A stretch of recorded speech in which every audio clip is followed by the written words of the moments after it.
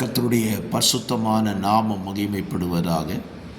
ஆசீர்வாதமான காலை நேரத்திலேயும் பாளையங்கோட்டை இந்திய தேவசபை வழங்கும் காலை மன்னாவிற்கு உங்களை அன்புடன் வரவேற்றுக் கொள்கிறேன். ஜெபிக்கலாம். பரிசுத்தமுள்ள நல்ல பிதாவே, இந்த காலை நேரத்திலேயும் எங்களுக்கு ஒரு புதிய நாளை தந்து இந்த நாளை காண செய்த அன்புக்காக நன்றி. இந்த நாளிலே தங்களுடைய பிறந்த நாளை, திருமண நாளை சந்திக்கிற பிள்ளைகள் இருப்பார்களானால் அவர்களை நீர் ஆசீர்வதித்து உடைய நன்மையினால் நிரப்பும். இந்த நாளிலே நாங்கள் தியானிக்கிற வேத வசனம் எங்கள் வாழ்க்கைக்கு பிரயோஜனமாயிருக்க உதவி செய்யும்.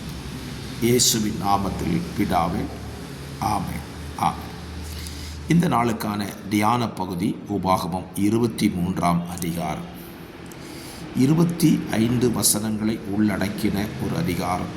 இந்த அதிகாரத்தில் தேவன் தம்முடைய ஜனத்தோடு பேசுகிற பல காரியங்களை இந்த அதிகாரத்தில் நீங்கள் வாசிக்க முடியும்.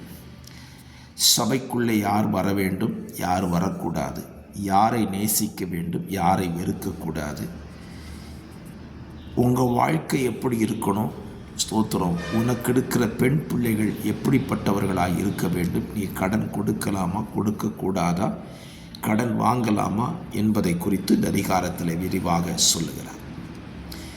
இந்த காலை நேர சிந்தைக்காக 23ஆம் அதிகாரம் 13, 14 வசனத்தை நீங்கள் கவனித்தால் ஆண்டவர் நமக்கு ஆசீர்வாதமாக ஒரு வார்த்தையை சொல்லுகிறார்.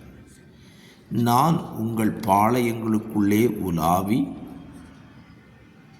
உங்கள் சத்துருக்களை உங்கள் கையில் ஒப்பு கொடுக்கும்படியாக உலாவி கொண்டிருக்கிறதினாலே உன் பாளையத்தை சுத்தமாய் வைத்துக்கொள் என்று சொல்லுகிறார்.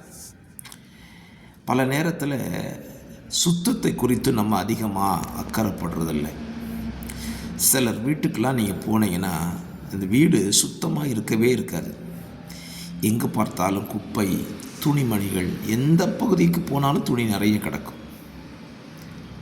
அது கேட்டால் அது எங்கள் வீடு தானே, எங்கள் வசதிக்கு நாங்கள் எப்படி இருப்போம். ஒரு காரியத்தை இந்த காலையிலே அழுத்தி சொல்ல விரும்புகிறேன்.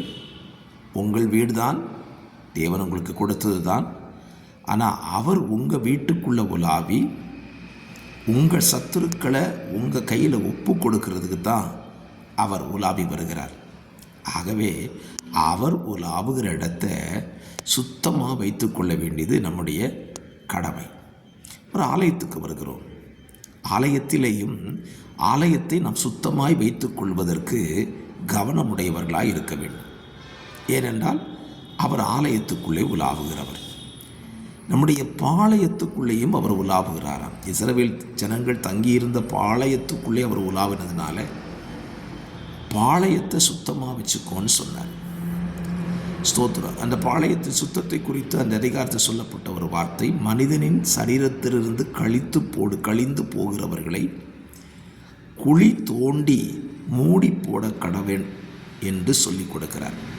நம்ம ஆண்டவர் எவ்வளவு நல்லவர் பாருங்கள்.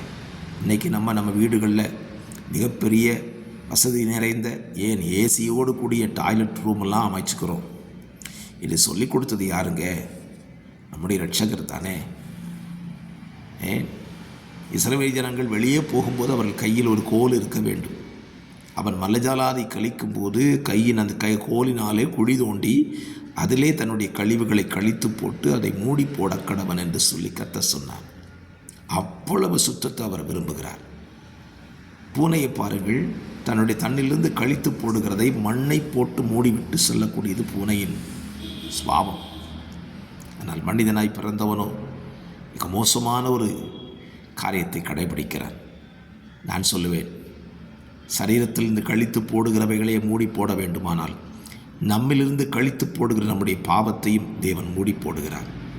சமுத்திரத்தின் ஆழத்தில் ஸ்தோத்திரம், மேற்குக்கும் கிழக்குக்கும் எவ்வளவு தூரமோ மாற்றி போடுகிறார் அல்லவா? ஏன்? அவர் பரிசுத்தர். சுத்தத்தை விரும்புகிறவர் அப்படித்தான் செய்கிறார். ஆகவே நீங்களும் சுத்தத்தை கடைபிடியுங்கள். தேவன் உங்களுக்குள்ளே உலாவி உங்களை ரட்சித்து உங்கள் சத்துருக்களுக்கு உங்களை விலக்கி பாதுகாத்து கொள்ளுவாராக. தகப்பனே, இந்த வார்த்தையின்படி உங்களுடைய பிள்ளைகள் செய்ய உடைய பிள்ளைகளுக்கு நீ உதவி செய்யும். இயேசுவின் நாமத்தில் ஜெபிக்கிறேன். ஜெபம் கேளும் நல்ல பிதாவே. ஆமென்.